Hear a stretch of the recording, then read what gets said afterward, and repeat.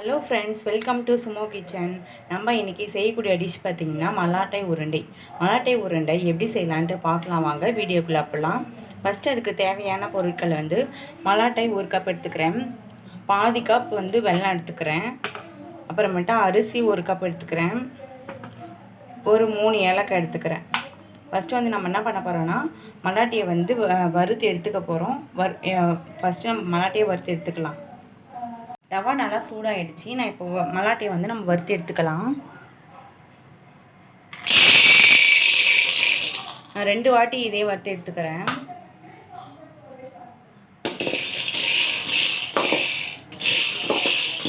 மல்லாட்டை நல்லா வறுப்பட்டுடுச்சு. இப்போ நான் ஸ்டவ் ஆஃப் பண்ணிக்கிறேன். இந்த மல்லாட்டை நல்லா வறுப்பட்டு நான் ஆஃப் பண்ணிட்டேன். இது கொஞ்சம் நேரம் ஆற விட்டால் தான் இதில் இருக்க தோல்லாம் வரும். கொஞ்சம் நேரம் ஆறட்டும். ஒரு 10 நிமிஷம் போல் இதை ஆற விடுவோம். நம்ம ஆறிட்டுக்கு அப்புறம் இதை நுமிட்டி எடுத்தோன்னா இதில் இருக்க தோல்லாம் வந்துடும். மல்லாட்டை ஆற டைமில் நம்ம வச்சுருக்க அரிசியை நான் வறுத்து எடுத்துக்க போகிறேன். அதே பேனில் அரிசியை வறுத்து எடுத்துக்கிறேன்.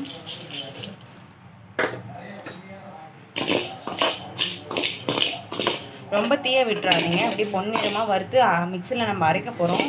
ஸோ வறுத்து எடுத்துக்கலாம் நல்லா. இந்த ஸ்டேஜில் தான் நம்ம ஆஃப் பண்ணிடணும். இந்த அளவுக்கு வறுபட்டாலே போதும். நம்ம ஸ்டவ் ஆஃப் பண்ணிடலாம். இப்போ இதுவும் கொஞ்சம் நேரம் ஆறட்டும். ஆறினோடனே நம்ம மிக்சியில் அரைக்க போகிறோம். வறுத்து ஆற வச்சேன் இந்த அரிசியை நான் அரைச்சி எடுத்துக்க போகிறேன். நல்லா நைஸாக அரைச்சி எடுத்துக்கோங்க.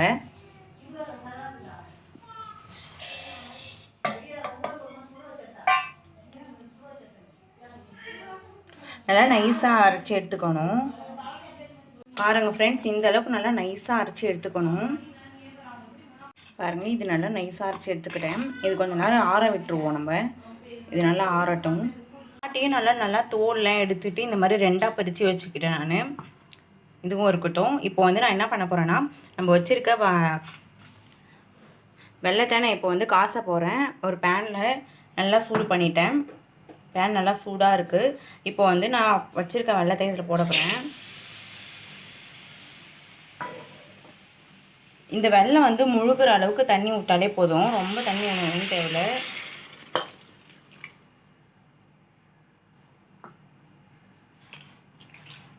இந்த அளவுக்கு தண்ணி விட்டாலே போதும். இது நல்லா கரையிட்டோம். ஃபஸ்ட்டு ஃபாஸ்ட்டாக வச்சுக்கோங்க. அதுக்கப்புறமேட்டா லாஸ்ட்டாக ரொம்ப ஸ்லோவில் வைக்கணும்.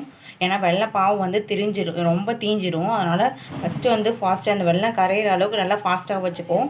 அதுக்கப்புறமேட்டா நல்லா சிம்மிலே வச்சு காசுங்க.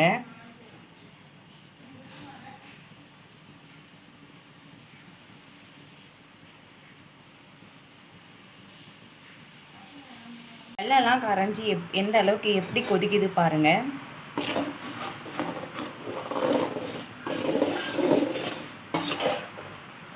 இது இன்னும் தண்ணியாக தான் இருக்குது. இன்னுமே கட்டியாகலை. இது நல்லா கட்டியாக வரணும். இது நல்லா கொதிக்கட்டும், நல்லா சுண்டட்டும். பாருங்கள், இன்னுமே நல்லா கொதிச்சு வருது. இப்படி தொலைவிட்டே இருக்கணும். நம்ம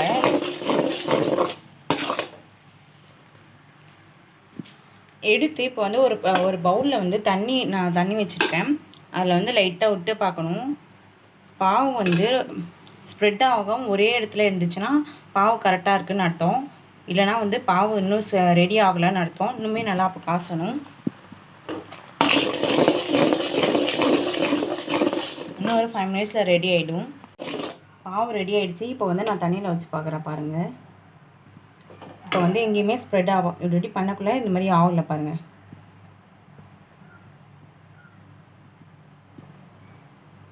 கரையாமல் இருக்குது பாருங்கள். அதனால் இப்போ பாகு ரெடி ஆகிடுச்சு. நம்ம இப்போ மல்லாட்டை நம்ம வச்சுருக்க மல்லாட்டையை போட்டு நல்லா கிண்ட ஆரம்பிக்கலாம். இப்போ நம்ம வச்சுருக்க மல்லாட்டை பயிரை நான் கொட்டுறேன். கொஞ்சம் கொஞ்சமாக கொட்டி கிண்டலாம்.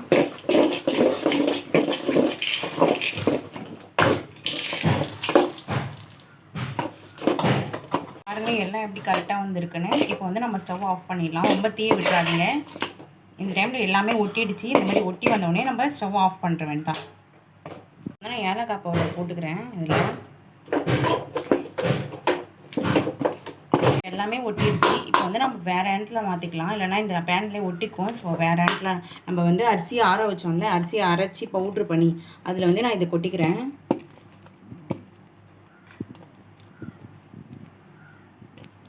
வந்து இது சூடாக இருக்கக்குள்ளே நம்ம உண்டை பிடிச்சிடணும், இல்லைனா ஆறிடுச்சுன்னா அப்புறம் வராது.